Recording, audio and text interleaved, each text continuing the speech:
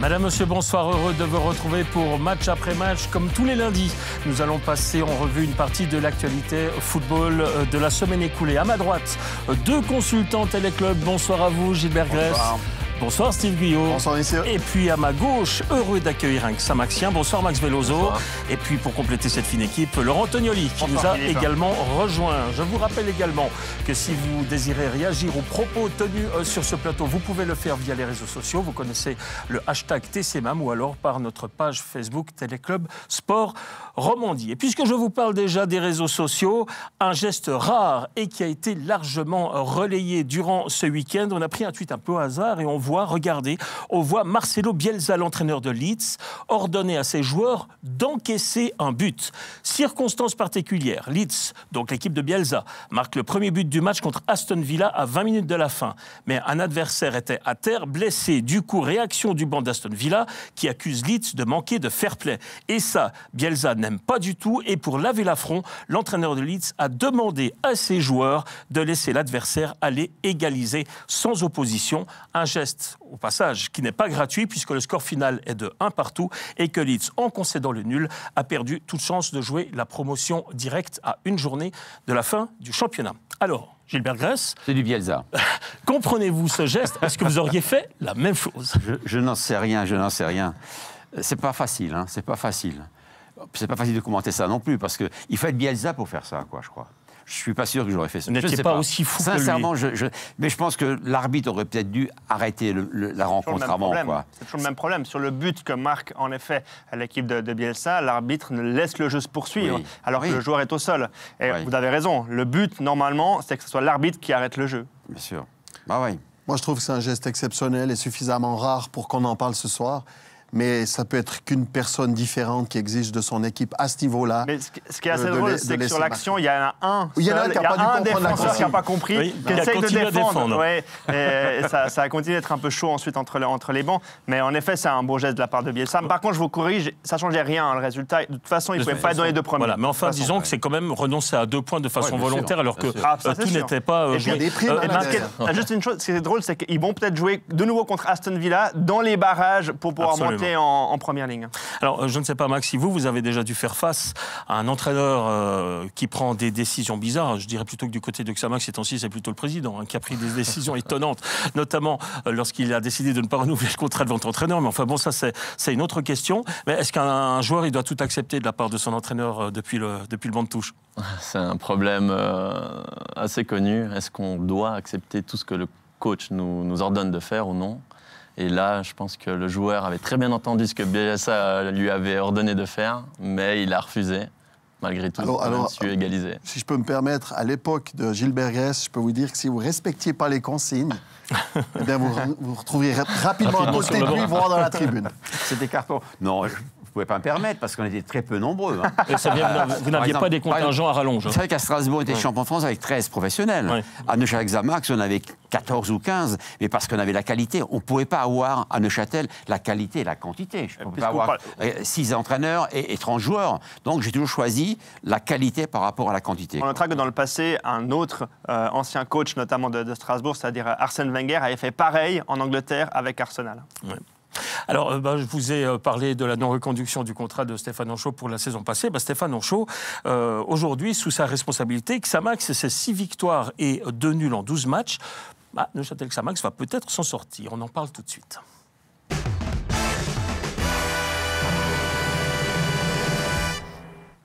Alors, au terme de la 19e journée, Xamax était dernier avec 4 points de retard sur Grasshopper, alors barragiste. Et au terme de cette 31e journée, donc ce week-end, Xamax a pratiquement condamné Grasshopper à la relégation. Regardez ce classement des points obtenus par le club neuchâtelois depuis que Stéphane Henchoz a repris l'équipe. On constate que sur les 12 derniers matchs, Xamax est 3e du classement derrière IB et Bâle. Il y a même clairement actuellement le meilleur club roman puisque Sion est à 7 points des neuchâtelois. Saint-Gall, Thun et Grasshopper ferment la marche. Alors cette fois c'est fait, Laurent. On peut dire que Grasshopper est relégué, 15 points en jeu, 9 d'avance. Oui, pour moi, très clairement, c'est fait. Il faut que Neuchâtel fasse juste le travail. Après, il ne faut pas oublier que Grasshopper, depuis le début de la saison, c'est 5 victoires. Il reste 5 matchs, hein, vous l'avez dit. Et donc, ils ont au moins besoin de 4 victoires. C'est-à-dire qu'ils doivent gagner 4 fois en 5 matchs. Et c'est pratiquement ce qu'ils n'ont pas réussi à faire en 31 matchs. Donc, même le changement d'entraîneur, et malheureusement pour Uli Forte, je pense que Grasshopper va être relégué. Et pour Uli Forte, ça va être la 2e relégation de suite, après celle avec Zurich. Alors, Max Veloso, quand on entend ça, vous ne pouvez plus garder le langage officiel du club, franchement. Non, on ne sait jamais. Voilà, c'est reparti. Il existe tellement de surprises dans le foot. Je pense que ce serait une erreur que de penser à l'avance que Getse est condamné. Mais ils sont mal partis. Je vais appuyer les propos de Max. Moi, je me suis amusé à faire le programme des 5 derniers matchs pour chaque équipe. Je considère que les 2 premières équipes, on n'en parle pas, hein, IB et Bâle. Le dernier, Grasshopper, je crois qu'il est trouvé, le relégué. J'enlève, moi, Thun, qui a suffisamment de points, à mon avis, et qui va encore... surtout, il y a beaucoup d'équipes qui doivent être dépassées par Thun, voilà, pour que Thun descende aussi. Exactement, et il y a Lucerne, pour moi aussi, avec ses 40 points, n'est pas concerné. Donc, il reste Lugano, Sion, Zurich, Saint-Gall et Xamax. Moi, Lugano, on voit le Trent, hein, il est quasiment, je crois qu'il fait 1 point de moins que Xamax.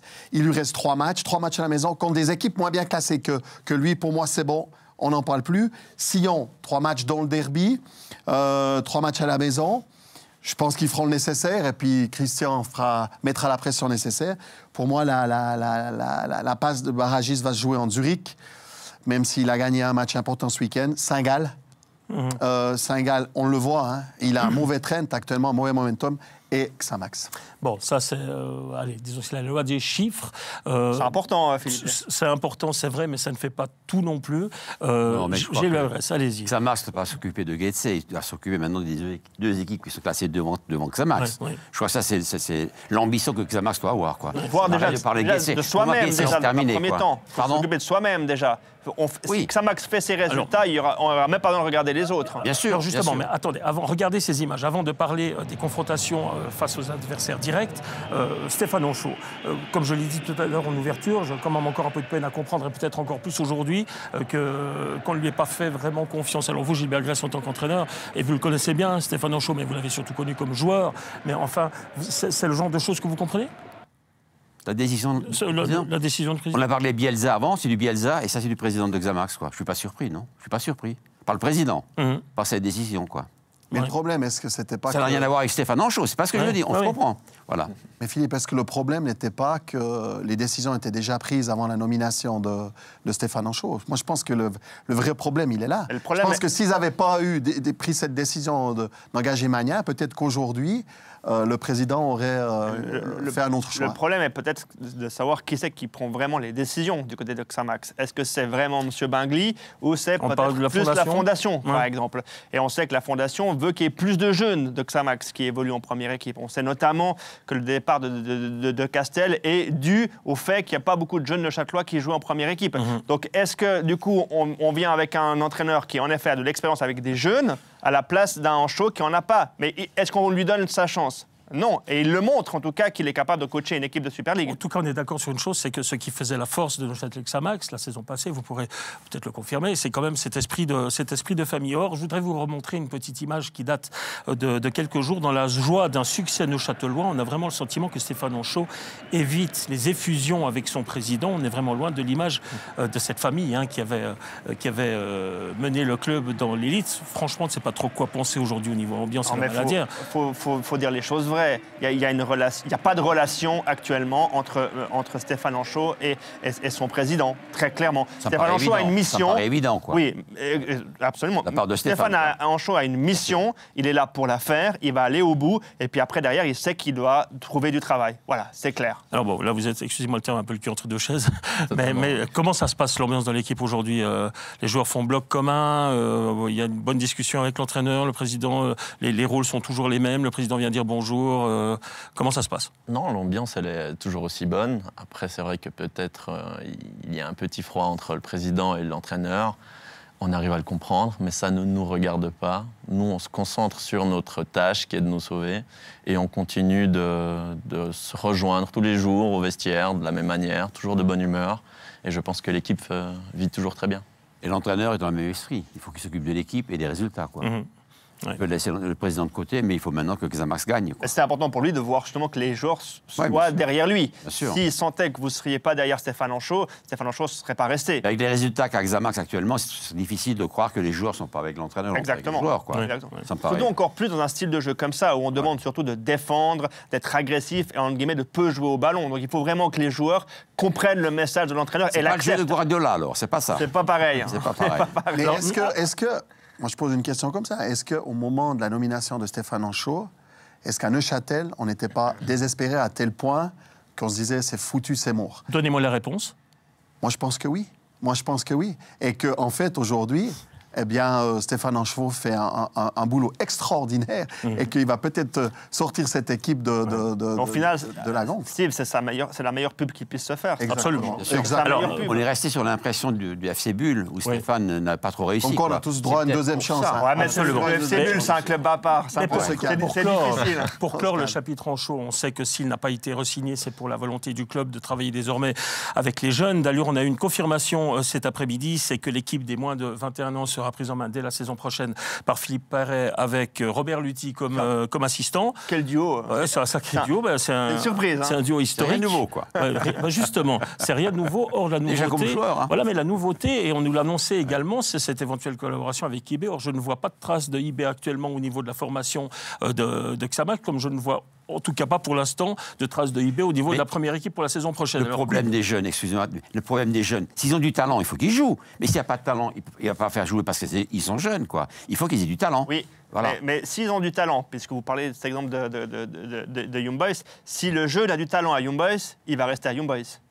D'accord. Et s'il n'a pas de talent, il débarque à Neuchâtel, il va servir à quoi? Donc il aura un petit peu moins de talent que le joueur qui va rester à Young Boys. Je vais dire ça comme ça. Mais pour les remplaçants d'autres clubs déjà. Je trouve que Laurent Antonioli ne prend pas beaucoup de risques ce soir. Je suis très très surpris. Non mais pour répondre à votre question, il y a une première étape qui a été quand même franchie en choisissant l'entraîneur actuel des moins de 21 ans de Young Boys comme futur entraîneur de la première équipe de Neuchâtel. Donc il y a quand même déjà un première touche bernoise, on va dire, du côté de Neuchâtel pour la saison prochaine. Je ne connais pas les qualités du nouvel entraîneur de Xamax. Je le connais comme joueur. Non, mais je connais le joueur, bien sûr. Mais entraîner des jeunes et entraîner une équipe première, c'est pas tout à fait la même chose. Peut-être qu'il en est capable. Mais moi, j'ai eu affaire à des garçons qui ont entraîné les jeunes de Xamax de Strasbourg aussi, qui ont été remarquables. Je pense à Rudi Negeli, je pense à Hild à Strasbourg, remarquables. Bon, ils n'ont jamais voulu aller plus haut, mais au niveau des jeunes, c'est parfait. Mais c'est un autre boulot. Mais après, il faut bien qu'un jour, un entraîneur ait sa chance. Oui, donc là, on va lui la donner et on va juger sur ce que va faire Joël Magnan. Mais c'est pas le même travail. Moi, j'ai eu la chance de voir quand même pas mal de matchs des moins de 21 ans de Young Boys. C'est une équipe qui joue très bien au ballon. C'est une équipe qui aime avoir la possession, justement, mais avec des jeunes qui sont dans un format et une formule depuis les moins de 15, les moins de 17, les moins de 19 et les moins de 21 ans. Ils ont l'habitude de jouer comme ça. Et là, ça va être autre chose. Il faut faire un mélange de jeunes et quand même un peu de joueurs un peu plus expérimentés. Bien sûr, bien sûr. Messieurs, je voudrais profiter de la présence de Max Velozzo sur ce plateau pour quand même évoquer le match qui était peut-être un des matchs décisifs de la saison. C'était ce week-end, donc avec ce match nul face à Grasshopper. Match nul peut-être Salvatore. Hors-jeu ou pas hors-jeu? Ça, c'est une autre question. On en reparlera peut-être dans une prochaine émission. Mais c'est vrai, on peut aussi se poser la question. C'était quoi la causerie d'Henchoz avant cette rencontre quasi décisive? Un match nul vous permettait de garder l'écart par rapport à Grasshopper. C'était peut-être ça le plus important. Le plus important, c'était de rester sur notre dynamique. On savait qu'en étant tout aussi bien organisé que lors de nos dernières prestations, on allait ramener quelque chose. Alors 1 point ou 3 points, mais en tout cas, on voulait ramener quelque chose de ce match-là. Quelle vision vous avez du match de ce week-end? Mais moi, je trouve intéressant. D'abord, on peut parler de hors-jeu, mais ce n'est pas le moment. Mais avec Stéphane Henchoz, il y a eu un nouveau système mis en place avec ses 5 défenseurs qui lui a certainement permis de faire de nombreux points. Ce match-là, c'est la première fois que Xamax a dû faire le jeu après le 1-0 encaissé. Et on a vu les difficultés de Xamax à faire le jeu. Très emprunté, l'équipe, ce qui faisait penser un tout petit peu à ce qui était fait sous De Castel, où le vœu de l'entraîneur était quand même de faire le jeu. Donc, je pense qu'effectivement, Henchoz, comme quoi, il a fait les bons choix. On vous a obligé à jouer au football. Guetze nous a laissé la balle. Ils ont essayé de nous prendre à notre propre jeu. C'est une des rares équipes qui l'a fait cette saison. Je crois même que c'est l'unique équipe qui l'a fait. Il faut dire, dans votre sens, ils marquent très vite, Getse. Ça les aide aussi à obliger Neuchâtel à jouer. Ça marque après 8 minutes. Alors totalement, je pense qu'ils avaient un plan de jeu qui était de rester derrière et de profiter de certains contres pour nous faire mal. Et ils ont marqué assez vite, ce qui les poussait davantage dans leur camp. Ensuite, on a quand même réussi peu à peu à jouer, même si ce n'était pas fameux.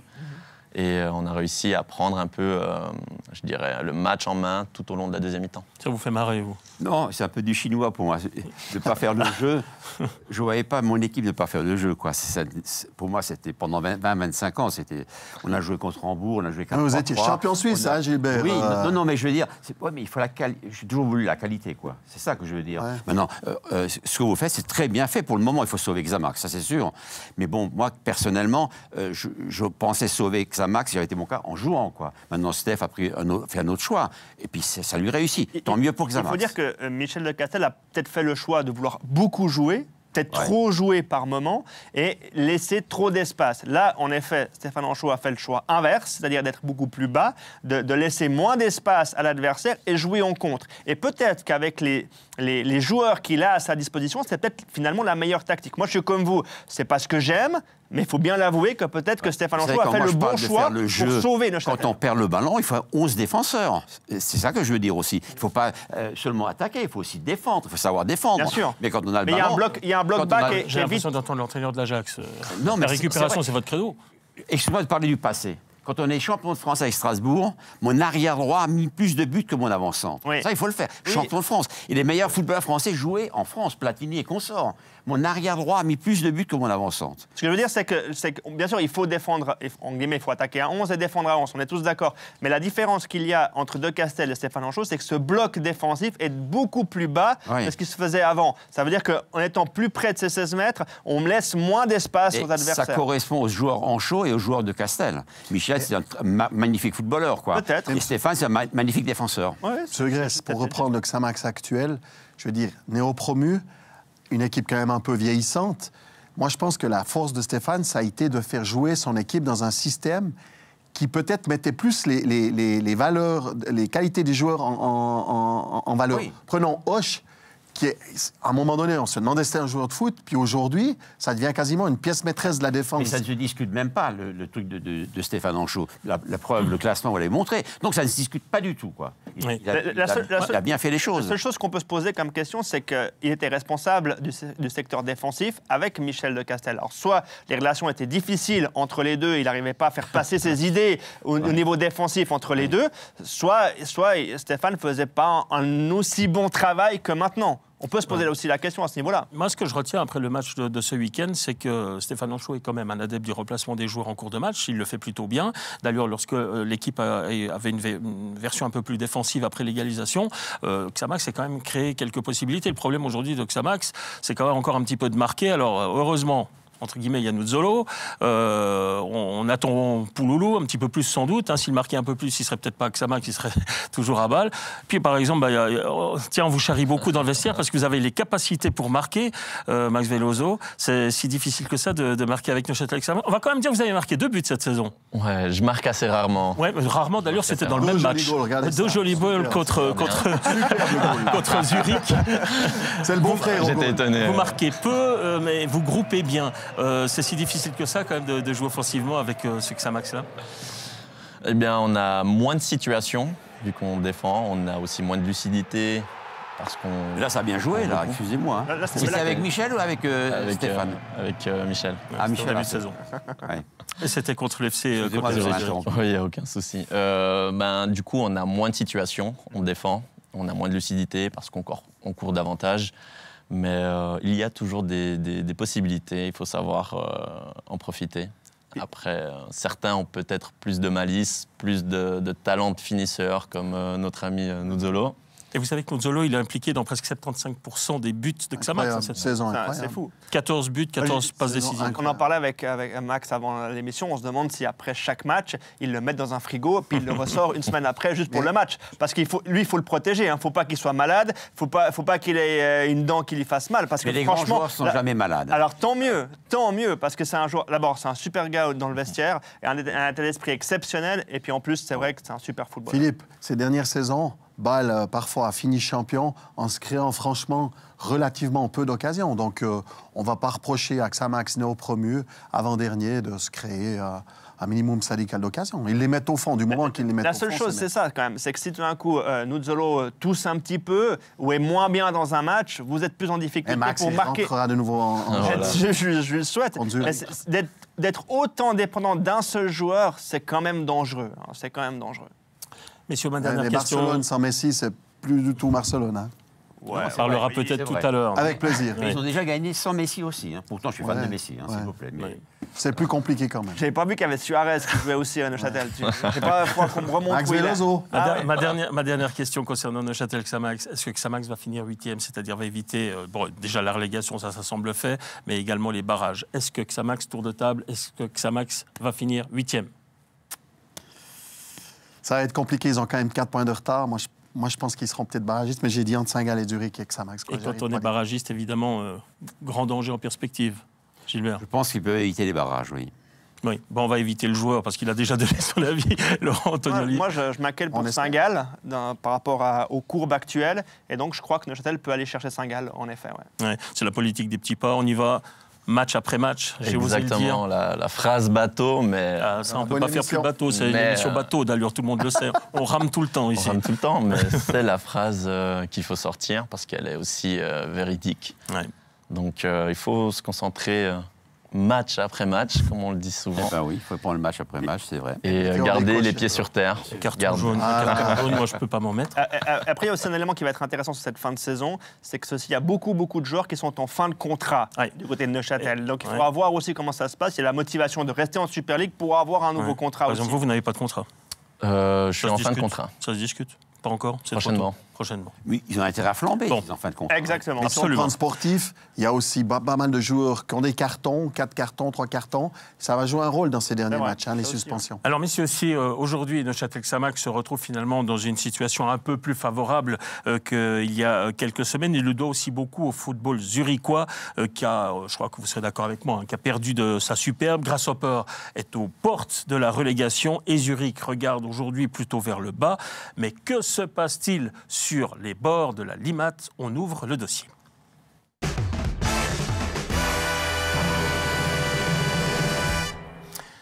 Alors, d'accord, la lutte pour l'Europe et contre la relégation est très serrée en championnat de Suisse. À 5 journées de la fin du championnat, on peut dire que 7 des 10 clubs de notre élite sont ambitieux, mais paradoxalement, ils tremblent encore un peu. Alors, on connaît le champion. Young Boys est vraisemblablement le relégué Grasshopper. Getse, le recordman de titres de notre pays, 27 titres, 19 Coupes de Suisse. Steve, vous connaissez bien Grasshopper, vous connaissez bien la maison pour y avoir joué. Et les prémices de cette relégation, ça ne date pas d'aujourd'hui, ça ne date pas d'hier, je dirais même que ça date plutôt d'avant-hier. Oui, je pense qu'il y a plusieurs raisons, mais pour moi, la raison principale, c'est la perte du Hartum.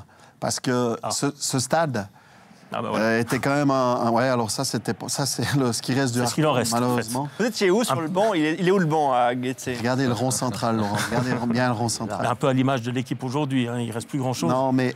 expliquez-nous ça. Pour moi, vous associez ce stade à l'histoire du club. Getse a fait ses grands exploits en Suisse, 27 fois champion, mais il a eu quand même aussi parfois des belles soirées européennes dans ce stade. Et vous vous identifiez à un stade, à un maillot, à des couleurs, à un endroit. Je suis désolé, depuis que Getse partage le Letzigrund avec le FC Zurich, ça a été le début du déclin. Ensuite, c'est un club de nantis. Il ne faut pas oublier que c'était un club qui vivait en dessus il avait plus de moyens que les autres équipes. On dit que Grasshopper, c'est le club des riches et que Zurich, c'est le club du peuple. Exactement. Comme souvent lorsqu'il y a 2 clubs dans la même ville. Sauf que c'est un peu comme le principe des banques, on prête qu'aux riches. Et que le FC Bâle a fait beaucoup d'ombre sur le championnat suisse et que, quelque part, ces investisseurs, ces gens qui faisaient partie du Donnerstag Club, le club du jeudi, qui donnait beaucoup d'argent, à un moment donné, vous commencez à réfléchir si vous voulez toujours donner des deniers alors que votre équipe ne gagne plus et décline. Et que moi, je pense qu'il y a eu ça. Et puis quand c'est la sinistrose dans un club, on l'a vu, eh ben, il y a des gens qui profitent de la situation pour essayer de se mettre en place. Et on fait des mauvais choix. Je ne parle même pas des entraîneurs, enfin bref, de tous les soucis qu'il y a eu à Getse. Mais j'en suis malheureux parce que ça fait partie... C'est un grand club grâce au père. Et Gilbert Grasse. J'ai souvent dit qu'on a moins d'argent, il faut avoir plus d'imagination. Ouais. Et je pense que ces derniers temps, Getse manquait d'argent et d'imagination en même temps. Quoi. Maintenant, c'est dommage que pour une ville comme Zurich, qu'il n'y ait pas une locomotive pour entraîner les jeunes qui ont envie de faire du football. Quoi. Et ça, pour le moment, à Zurich, ce n'est pas le cas. Quoi. Il n'y a plus de locomotive. Quoi. Et ça, c'est regrettable. Bon, je dirais que là, on parle de Getse par rapport à la locomotive. Vous vous dites, il ne faut pas oublier que Zurich, cette année, a fait un bon parcours en Coupe d'Europe, par exemple, qui a un très bon centre de formation aussi du côté du FC Zurich. Mais c'est peut-être quelque chose de plus global pour toute la ville. Si on prend le hockey sur glace, Cloton a été relégué. Les Lions de Zurich n'ont pas été capables de jouer les playoffs cette saison également. Ce sont les deux plus gros sports d'équipe de notre pays. Je ne sais pas. Est-ce qu'il y a trop de concurrence professionnelle dans différents sports? Est-ce qu'en Suisse, on est capable d'avoir à chaque fois 2 clubs phares dans une même ville? J'en suis pas sûr. J'en suis pas sûr sur le plan économique et sur le plan de la qualité des joueurs. Les Anglais peuvent se le permettre, quoi. Eux, ils ont plus que 2. C'est pourtant. Il y a des droits télé qui sont différents. Enfin, exactement. Les rentrées d'argent sont différentes. C'est vrai que ça pose un problème de 2 grandes équipes dans une même ville. C'est pas facile. Eh ben, ça va être rigolo avec Lausanne, peut-être, la saison prochaine, à ce niveau-là. Ouais, mais encore une fois, c'est 2 clubs dans le même sport. Lausanne ne sera pas le cas. Il y aura un club qui sera en. Mais le potentiel économique reste le même. Alors, on est d'accord. Mais le problème qu'on a du côté de la ville de Zurich, vous avez le FC Zurich et Grasshopper. Donc vous devez trouver de l'argent pour les 2 et vous devez trouver des joueurs pour les 2 au niveau de la formation et ça reste que le canton de Zurich ou ailleurs. Donc c'est quand même difficile. Max Veloso, c'est un problème que vous ne connaissez pas à Neuchâtel, au moins ça. Non. Neuchâtel est une petite ville, mais je vais un peu à l'encontre de ce que dit Antonioli parce que Zurich est une ville quand même d'1 million d'habitants.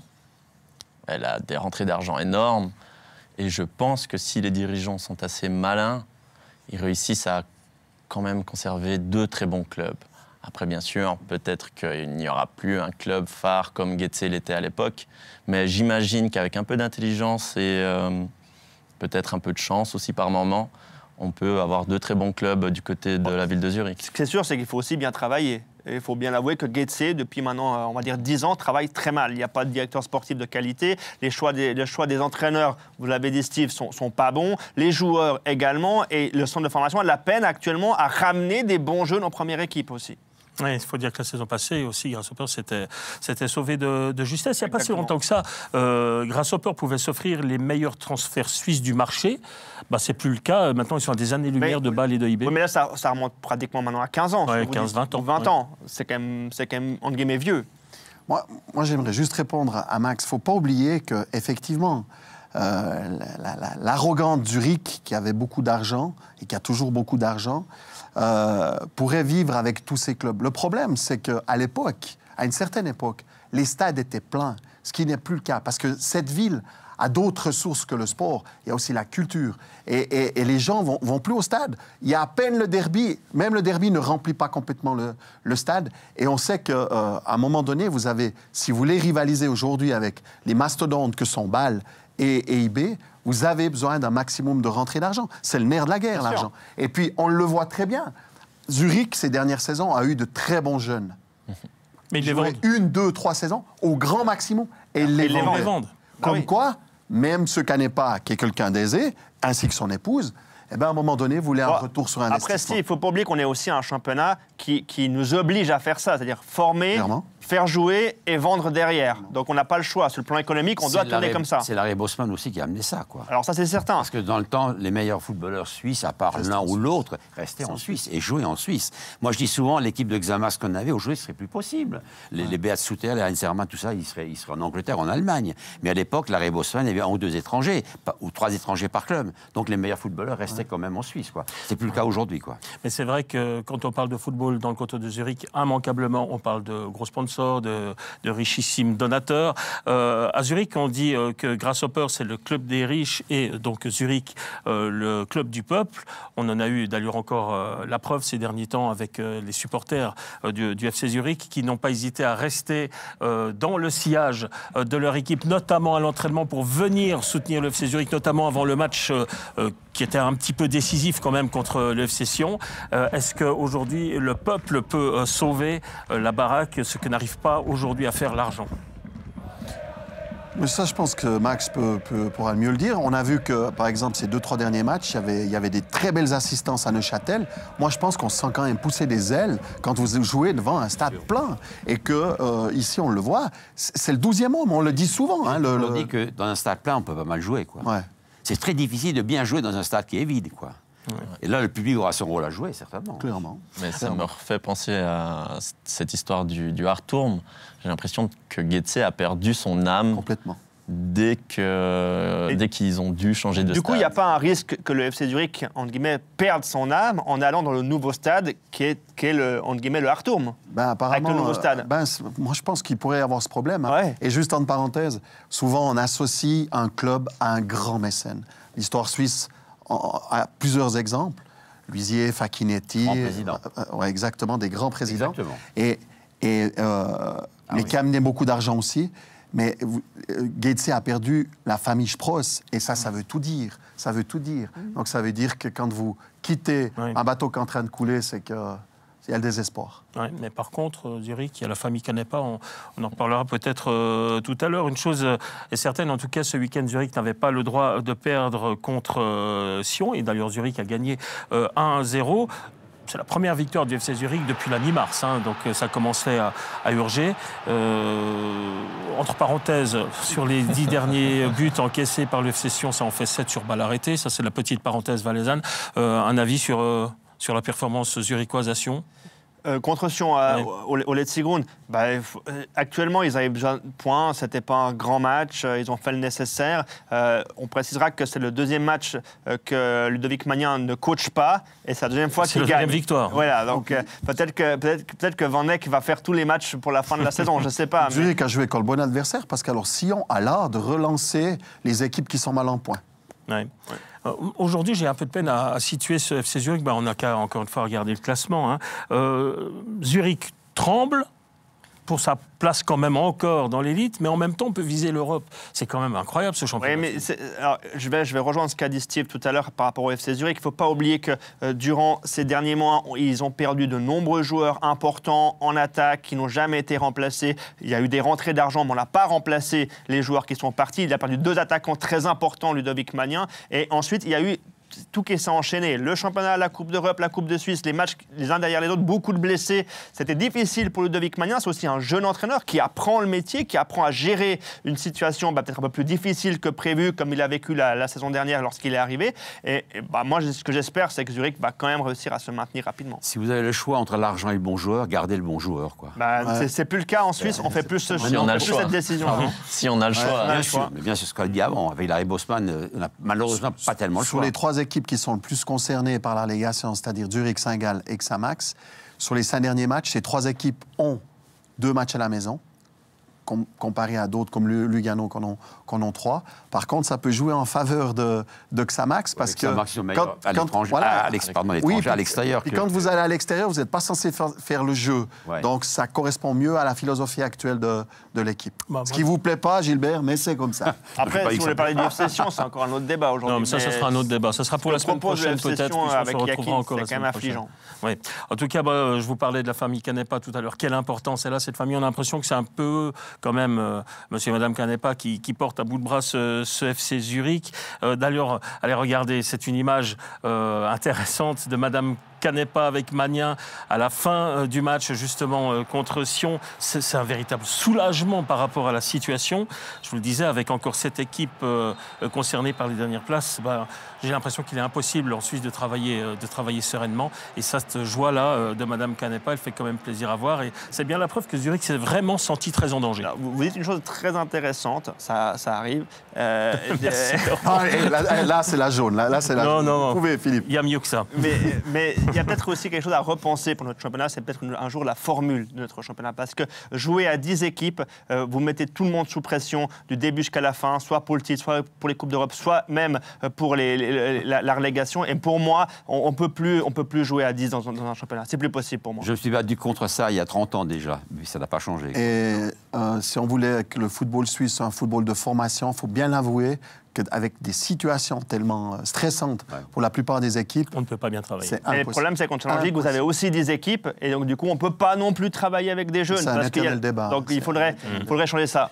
En tout cas, ce que je retiens à 5 journées de la fin, c'est que nous aurons vraisemblablement, n'en déplaise à Max Veloso, Grasshopper, relégué. Et puis nous avons une équipe zurichoise, l'autre équipe zurichoise, qui est entre deux eaux. Voilà, merci messieurs.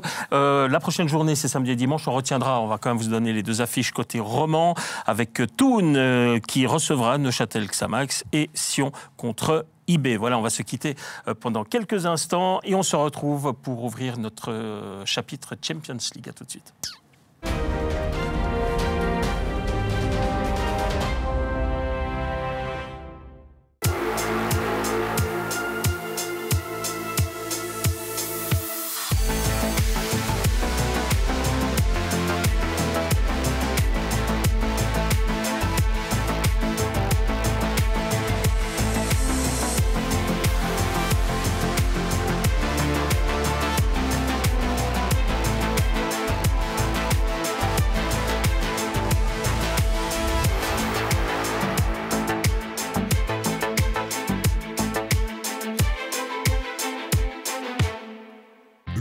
Europa League vous est présenté par la nouvelle Kia Ceed. Kia, the power to surprise.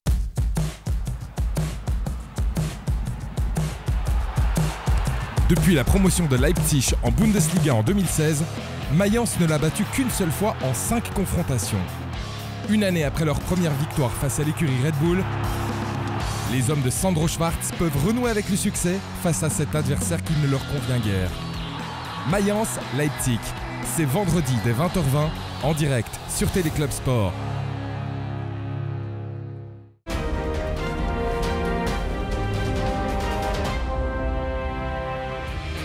Retour sur notre plateau de match après match. Sommes à droite, Gilbert Gress, Steve Guyot. À ma gauche, Max Veloso et Laurent Antonioli. Je vous rappelle notre hashtag TCMAM. Vous pouvez également communiquer avec nous sur Internet, sur notre site Facebook Téléclub Sport Romandie. Il y avait de la lecture sur les réseaux sociaux. Il y avait de la lecture également dans vos quotidiens favoris cette semaine. On ne pouvait pas passer regarder à côté du titre de Barcelone, le 26e de son histoire, comme le dit très bien le club lui-même.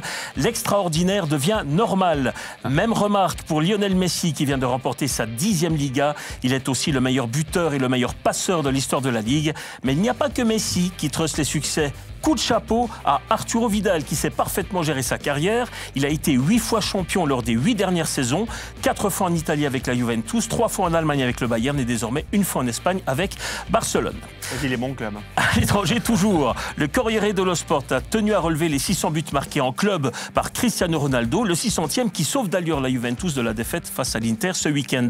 L'Italie qui fait honte à notre producteur de cette émission, Daniel Romano, après les débordements racistes et les banderoles fascistes qui rythment le quotidien de la Serie A, à se demander si on veut vraiment empoigner le problème en Italie. En fin de l'Hexagone, c'est la fête du côté du Stade Rennais qui enlève sa 3e Coupe de France. Contre qui? Le PSG, qui menait pourtant 2-0. Hatem Ben Arfa en profite pour régler ses comptes, en rappelant que le PSG, c'est le plus grand spécialiste pour encaisser les remontadas.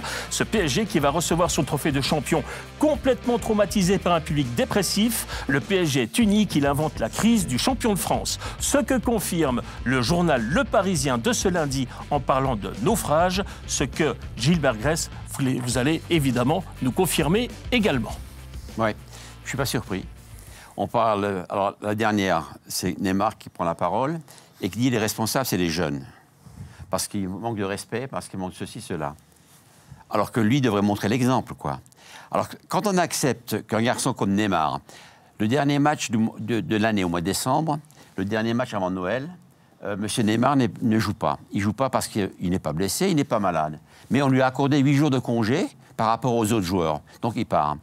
Le premier match de Champions League, c'était contre Liverpool. Ils perdent 3-2. 3-2.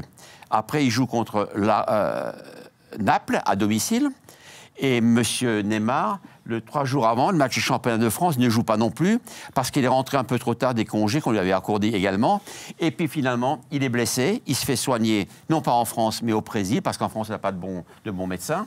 Et puis on le voit sur une piste de danse à 3-4 heures du matin avec la Miss, je ne sais pas quelle Miss. Et pour compléter ce que vous dites, on accepte tout ça. Ouais, et M. Neymar perd aussi parfois un petit peu les nerfs, puisque ce week-end, il a répondu à sa manière à un supporter qu'il avait un peu allumé à la fin de la finale de la Coupe de France, au moment de monter dans la tribune officielle. Bon, Neymar, toujours est-il... Une petite caresse, paraît-il. Oui, mais enfin, toujours est-il que c'est le seul à s'être présenté en zone de presse à la fin du match. Ça, il faut quand même lui laisser. On doit aussi dire qu'il ne doit pas faire ce geste. Ouais. Il faut aussi dire que ce supporter a insulté tous les joueurs du Paris Saint-Germain qui montaient en direction de la tribune. Bouffon, et puis raciste, Verratti, tout ça. Bien sûr, Neymar ne doit pas. Mais à un moment donné, ça reste parfois encore des humains. Exactement. Et l'insulte, elle peut aussi... Mais il ne doit pas réagir, c'est la première chose. C'est moins grave que partir en congé quand les petits copains sont obligés de jouer au football encore. Mais on sait également qu'en France, il y a quand même de grosses attentes autour du Paris Saint-Germain qui se dit pratiquement grand d'Europe, mais il ne l'est pas vraiment. En tout cas, sur la base des derniers résultats, on ne peut pas dire ça. Des échecs à répétition du club, mais on peut quand même se dire, pour finir, qu'il y a un problème de gouvernance, non ? Oui, mais complètement.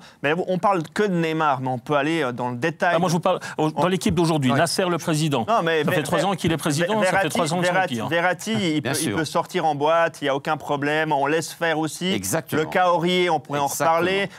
C'est des stars, quoi. On peut pas leur interdire, n'est-ce pas? C'est des stars. C'est pas vrai. Non, c'est pas vrai. Il y a des institutions qui doivent être plus fortes que les joueurs. Exactement. Et moi, la première chose qui me dérange, c'est quand un club met un chèque sur la table pour aller chercher un joueur qui veut tout simplement pas être dans l'ombre du meilleur joueur au monde pour aller gagner un ballon d'or, c'est-à-dire un prix individuel dans un sport collectif, c'est qu'on est déjà complètement faux. Ouais. Et c'est ce qu'a fait le Paris Saint-Germain, on a cherché Neymar à Barcelone. C'est-à-dire que dans l'état d'esprit d'un club, on a préféré aller chercher quelqu'un qui pense au niveau individuel que de pouvoir renforcer un collectif. Et pour moi, c'est le plus gros problème. Quand je vois l'entraîneur, avant un match important contre Manchester United, contre les coiffeurs, c'est l'équipe B de Manchester, il donne rendez-vous aux joueurs à 19h au stade, à Paris. Ils ont mangé ensemble, je crois, à midi, encore je ne sais même pas. Et après, on leur dit, on se revoit à 19h à Paris. Mais comment? Il y a 2 joueurs qui sont arrivés en retard. Areola est arrivé en retard. C'est pas du professionnalisme, c'est amateur, même pas. On ne peut pas imputer tous les problèmes du PSG à Neymar. Je rappelle quand même qu'avant que Neymar arrive... C'est pour ça qu'on dit que c'est l'institution. C'est ingérable, ce club. Il y avait déjà des problèmes. Mais déjà,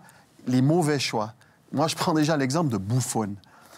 Vous avez Areola qui est international. Vous faites venir Buffon, vous fragilisez, en fait... Il venait d'abord pour le vestiaire. Ouais, mais alors s'il faut aller chercher un gars de 40 ans pour que... Je vais rejoindre Steve. C'est-à-dire qu'à un moment donné, vous devez voir ce que vous avez besoin.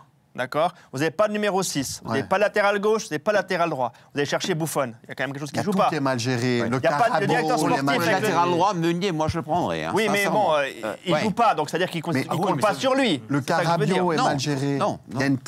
Et puis le problème, c'est que tant que les joueurs passent devant l'institution, c'est impossible. Prenez les plus grands clubs au monde. Vous avez des stars, mais l'institution passe avant. À Xamax, à l'époque, l'institution passait avant les stars. Bon, là, actuellement, aussi, je crois. On n'a pas eu... Avec Stiliquet, Stiliquet venait du Real de Madrid. En tout cas, on n'a pas eu de problème, je veux dire. En tout cas, on adore le Paris Saint-Germain. Le grand public est très friand de ces comédies de boulevard qu'on nous propose à peu près chaque semaine dans un des clubs les plus people de la planète. Je crois quand même qu'on peut le dire. D'ailleurs, notre coupeur de citron a adoré la pause Pascal. Voilà, les vacances de Pâques, c'est terminé, alors on s'y remet gentiment. Pour commencer, petit décrassage, 3 tours de terrain. Ouais, mais il s'est passé plein de choses pendant ces dernières semaines dans le monde du foot. En Ligue des Champions, il y avait la Juve qui avait tout misé sur Cristiano Ronaldo pour remporter la coupe aux grandes oreilles. Mais après avoir dévalisé la Maison Blanche, les petits jeunes de l'Ajax se sont tapés la vieille dame. Oui, alors dit comme ça, c'est bizarre. D'ailleurs, coup dur pour Buffon qui aurait déclaré « J'ai vu Notre-Dame partir en cendres 2 fois la même semaine ». Pendant ce match, on a pu voir Cristiano Ronaldo se faire danser sur le ventre par des gamins. Se faire danser sur les abdos par des gamins. Dans un autre quart de finale, Manchester City s'est fait sortir de la compétition par Tottenham. On a vu Pep Guardiola célébrer la victoire trop tôt. Oui, à force de vouloir gagner tous les titres, il en a même devenu avare. Ce qui lui a même fait oublier l'avare. Autrement, Barcelone et Liverpool se promènent toujours en Ligue des Champions, mais malheureusement, la promenade va se terminer pour l'un d'eux. Tous les chemins ne mènent pas forcément à l'Estadio Metropolitano. Il y a eu une grosse surprise en France. Le PSG a remporté le championnat. Incroyable! Et une autre grosse surprise, on a appris que le FC Sion ne gagnera pas la Ligue des Champions cette année. Mais cette semaine, j'étais touche à foin. Oui. J'ai appris que Tranquillo Barnetta rangeait les crampons. Cette fois, c'est fini. Bon, alors, j'ai un peu honte, mais je savais pas qu'il jouait toujours, en fait. Mais bravo à lui et surtout merci pour ce tir croisé d'un petit filet opposé contre le Togo en Allemagne à la Coupe du Monde 2006. Bim! Allez, bonne retraite à Tranquillo Barnetta. On va ouvrir immédiatement notre page consacrée à la Ligue des Champions.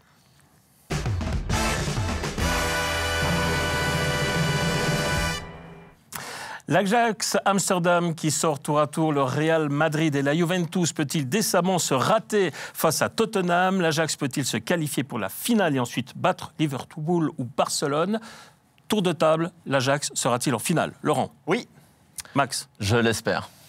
Tottenham marque le pas. J'ai noté que sur les 10 derniers matchs de championnat, ils n'en ont gagné que 3. Donc Ajax passera. Je l'espère profondément. Eh bien, on remarque que tout à coup, la cote des joueurs du football total est en train de... Le plan financier aussi. Allez, moi, je vois surtout un Ajax sans complexe. Ouais. En tout cas, ce qui s'est passé contre la Juve. Moi, ça me rappelle l'équipe de Cruyff, que moi j'ai connue il y a quelques années. Vous n'étiez pas encore né. Mais c'est le même style, sûr d'eux-mêmes. Ils peuvent se permettre parce qu'ils sont bons, quoi. Pourquoi ils changeraient? Il n'y a aucune raison de changer. Ouais. Ils ont fait ça contre le Real, ils ont fait ça contre la Juventus, ça fonctionne, ils sont en pleine confiance. Pas actuellement. Mais moi, je pense qu'il faut mettre surtout en avant cette équipe de l'Ajax. Ouais. Alors, par rapport à Tottenham, le plus gros problème, c'est que Kane ne sera pas là, et puis Son non plus. C'est quand même deux individualités très importantes pour Tottenham. Mais moi, encore une fois, quand vous avez actuellement cette équipe qui est à plus de 160 buts inscrits, et c'est la meilleure attaque d'Europe, il n'y a pas de raison qu'ils ne puissent pas le refaire. Moi, je suis très confiant pour eux. On parle de l'autre match aussi. Alors, on n'aura peut-être pas beaucoup de temps aujourd'hui. Parce que là, Messi veut la gagner. Ouais. J'ai jamais vu autant Messi remplaçant que lors des 2-3 derniers matchs de championnat. Ouais. Avant, il n'acceptait jamais. Et là, il accepte parce qu'il sait qu'il aura besoin pour les demi-finales. En tout cas, ce que je sais, c'est que malgré ses performances exceptionnelles, l'Ajax a encore de la peine à convaincre, notamment les bookmakers. Ici, c'est le cœur qui a parlé, mais il y a les bookmakers où ils pensent c'est le terrain et ils pensent à leur argent. Alors, les bookmakers où ils préfèrent jouer la sécurité et donner Barcelone vainqueur de cette édition 2019 de la Ligue des Champions. Ah, c'était pas votre question. Donc, pas l'Ajax. Attendez, je n'ai pas fini. On va donc partir à Londres, prendre la température la veille de ce match entre Tottenham et Ajax. Certains pensent même, Nicolas Emener, que le vainqueur de ce duel partirait déjà battu en finale. Nicolas.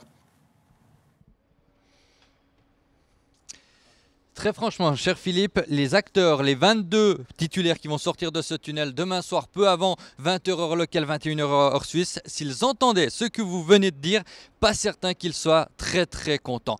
Tottenham et l'Ajax sont certes des invités surprises de ces demi-finales, mais par leurs prestations, ce sont franchement deux équipes qui légitimement ont obtenu leur qualification. L'Ajax, par exemple, qui est en déplacement pour ce match aller, n'a perdu aucun de ses matchs à l'extérieur dans cette campagne de Ligue des Champions. Jusque-là, l'Ajax a éliminé en huitième, on le rappelle, le tenant du titre, triple même tenant du titre, le Real Madrid. En quart de finale, l'un des tout grands favoris à la victoire finale, à savoir la Juventus. Quant à Tottenham, c'était Dortmund, leader au moment des huitièmes de finale du championnat d'Allemagne qui était sorti. Puis Manchester City dans ce quart de finale absolument remarquable et complètement fou. Certes, sur le papier, Barcelone et Liverpool étaient plus attendus à ce stade de la compétition.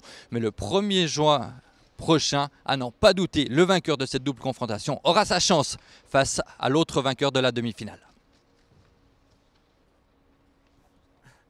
Oui, merci Nicolas. Alors, ce qu'on va retenir, c'est qu'effectivement, on entrevoit quand même une petite chance de qualification déjà pour la finale pour l'Ajax, voire même une chance de victoire finale face à l'autre finaliste qui sera Barcelone ou Liverpool. Voilà.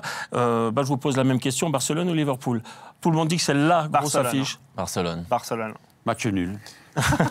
C'est plus possible, ça. Alors, Coupe d'Europe, c'est pas possible. C'est plus possible.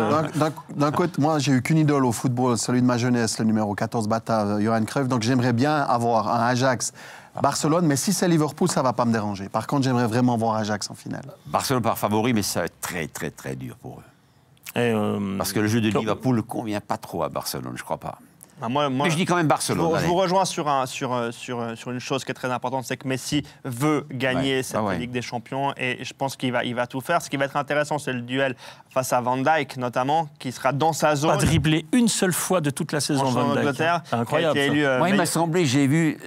C'était un demi-dribble. Peut-être. Il a été élu meilleur joueur du championnat anglais d'ailleurs, Van Dijk. Donc ça sera un duel très intéressant. Mais pour moi, forcément... Je pense que Messi, il a une idée là derrière. C'est récupérer un trophée qui lui échappe. Ouais, non, c'est sûr. Donc pour moi, très clairement, le Barça ira en finale et va battre l'Ajax. Ce qui va être intéressant, c'est que je pense qu'il y a un monsieur tout en haut, là, qui est décédé depuis quelques temps, qui va prendre beaucoup de plaisir à regarder une finale Ajax-Barcelone. Ouais. Ben, je vous l'ai dit, alors je vous rappelle que les matchs allés de la Ligue des Champions, c'est demain et après-demain. Il y aura également l'Europa League jeudi. C'est en direct sur Téléclub. Surtout, ne zappez pas, restez bien chez nous. Dans la foulée, parce que je vous l'ai dit tout à l'heure, le temps passe très vite. Il est déjà 8h moins 10. On n'a plus que quelques minutes. On va passer dans le temps additionnel déjà. On entame ce temps additionnel avec, regardez, le Lausanne Sport qui s'est fendu d'un joli tweet cette semaine. Qu'il sera beau le nouveau stade de la Tuyère quand il sera fini et rempli. Alors justement, si je vous parle de stade, eh bien on se réjouit de redécouvrir celui de Colovray à Nyon qui accueillera Stade Lausanne-Ouchy la saison prochaine. Le club qui a fêté sa promotion en Challenge League ce week-end en battant Brighton Rhine 2-1 et qui dans la foulée aujourd'hui a reçu sa licence de jeu pour la saison prochaine. On voit ici quelques images. Voilà. Mettre en avant cet entraîneur qui fait un travail exceptionnel depuis qu'il a repris le club, je crois en 2012, si ma mémoire est bonne, en deuxième Ligue Inter et qui a donc réussi que des promotions. Et c'est pas l'argent qui les fait monter, je crois pas. C'est sûr. Bon, ça a aidé quand même pour avoir quelques joueurs, mais en effet, il faut mettre en avant tout le travail d'Andrea Binotto. Il y a quand même un truc bizarre avec Stade Lausanne-Ouchy. Le président de Nyon a sauvé financièrement ce qui était un concurrent à Noël.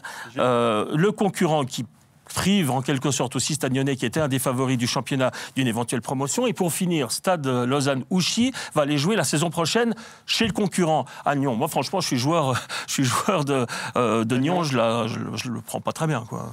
Non, mais il y a prison de quoi pour finir. Il faut accepter, il doit sûrement avoir une idée derrière la tête et je pense que cette promotion est totalement méritée et que s'il a sauvé le club, c'est qu'il avait un plan derrière tout ça. Ouais. On va souhaiter quand même la promotion également du Lausanne Sport parce qu'autrement ça va nous faire 2 clubs de Lausanne-Ville en Challenge League. Ça ne sera pas évident à gérer non plus. Hein. Non, c'est certain.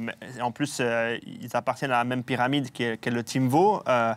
Mais voilà, Lausanne Sport va devoir aller sans doute chercher le barrage et il va falloir encore gagner le barrage. Mais là, ce qui est sûr, c'est qu'on aura en tout cas un club lausannois en Challenge League. Lausanne Sport qui a 2 matchs à l'extérieur, pas trop importants, Haro et Servette. Et puis surtout, alors, si on souhaite la promotion de Lausanne Sport, on espère que ce ne sera pas au détriment de Xamax. Ouais. Autre tweet qu'on a repéré cette semaine, Kevin Babou s'est aussi fendu d'un joli tweet en fin de semaine en annonçant la signature de son contrat pour Wolfsburg. Photo à l'appui. Babou à Wolfsburg, c'est un bon choix, Gilbert ? Ouais, je crois, oui.